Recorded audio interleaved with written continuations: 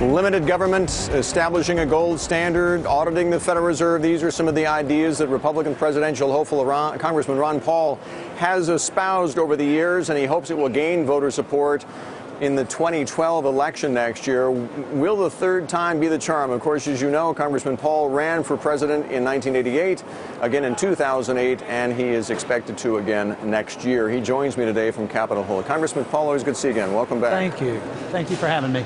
Let me start with Congressman Ryan's budget proposal, which passed the House last month, as you know. The Senate is expected actually to vote on it in about an hour, a little less than an hour, 45 minutes or thereabouts. You know, as the Democrats try to get the Republicans in the Senate to take a stand on this idea to scale back Medicare for future generations. It passed the House. Do you think it'll pass the Senate?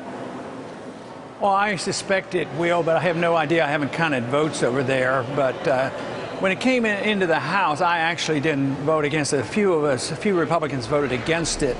And it wasn't so much that I didn't like what he was trying to do, but I thought it was rather feeble and not addressing it. And I didn't like the priorities either. Going after the medical care, to me, is not top priority.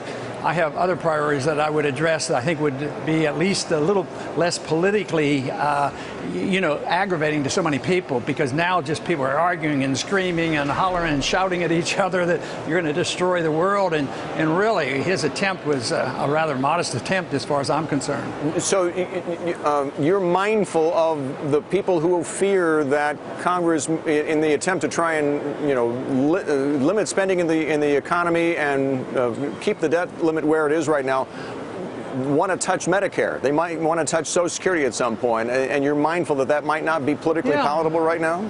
I am mindful of it, but I'm also mindful of the fact that if we don't do something, the whole system is falling apart. The obligations that we have there are unsustainable. We can't meet them. So if we don't do something, the whole thing will collapse, with a dollar crisis and runaway inflation. So I think it's a very serious problem. But if we were going to do it deliberately, I think the amount of money we spend overseas, you could cut hundreds of billions of dollars from our type of foreign policy that we're running without, hitting medical care initially. I think eventually, though, everything's going to have to get cut, and everything is going to self-destruct, though, if we don't get a handle on this. I mean, they're worrying about, raising the debt limit and the credit of the United States, and I'm worrying about the value of the dollar is what I'm worried about, because long term, it has to go down as long as you run deficits of these $1 and $2 trillion and you just print money when you need it.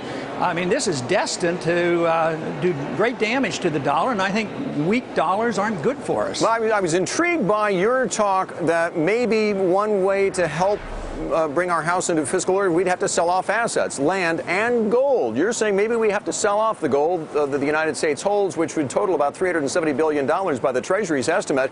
But yet, I mean, I've been following your career well before you were in Congress. You're one of the original gold standard advocates out there. And how can you have a gold standard if you don't have gold? Well, the gold has to be in the hands of the people. Where did they get the gold? They confiscated it from the people in the 1930s. So I think it should be hands of the people, and we should legalize its use as legal tender. The government doesn't have to hold it, but the comments about selling it now, I mean, hopefully we'd come to our senses. But in the meantime, if an individual gets into trouble and they have assets, they might sell their stocks, or they might, cash in their CDs, and they cash in their assets in order to pay the bills if they don't want to get a bad reputation for not paying their bills. So why can't a country do that? And besides, I'd sort of like to see if there's how much gold is actually there, and whether we've made any agreements to loan out our gold or sell the gold, because there's a lot of questions about that. Matter of fact, I'm going to have hearings on having a true audit of the gold, and they're very, very resistant to that. But if the gold is all there and there are no attachments to the gold, what's the big deal? Why shouldn't the people know that it's there? And if we need to, we can sell some of it and pay the bills and not have to scream and holler about raising the debt limit. I just don't think raising the debt limit is very good for the future of this country. I don't know if you'd heard, but next half hour, we're going to have Congressman Barney Frank on as well to talk about this issue of raising the debt ceiling. ceiling and the debt crisis and so forth. I mean, there can be nobody more different from you ideologically, I think, in Congress than Barney Frank. But there is one thing that both of you are agreeing on. You're both saying the same thing right now, and that is this. Maybe the government does need to miss a few payments. Maybe there does need to be something of a debt default in order to get Congress off the dime and do meaningful deficit reduction. Yeah. Really?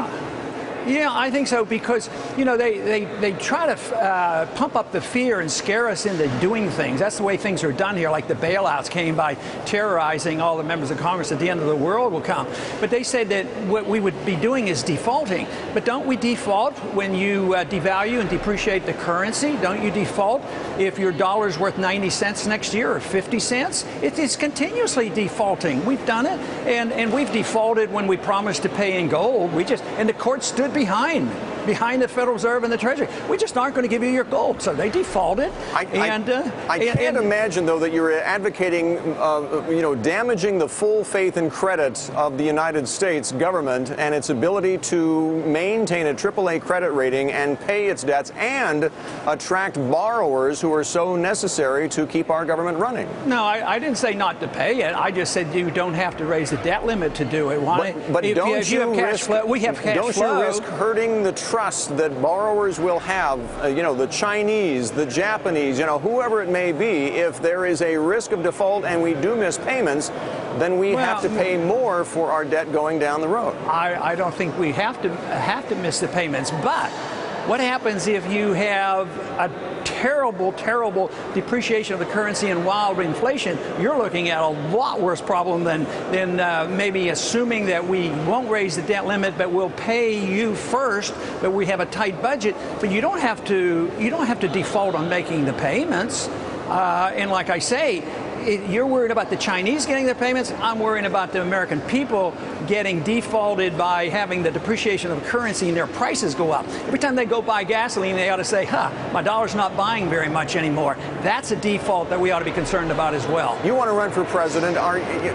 You realize the low ratings that not only the president but Congress gets on the handling of the economy. Don't you realize, I would think, that people are just very tired of all of the wrangling that goes on in Congress without much getting done, whether it's on the debt issue or on health care recovery or, whatever the issue may be. It has been a Congress that has been doing brinkmanship for a number of years now. Aren't you tired of all that?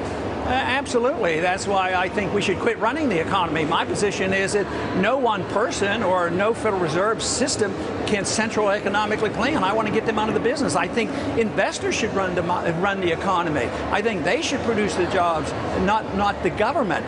And I think the one concept that we have to address someday is that capital can't come out of a spigot.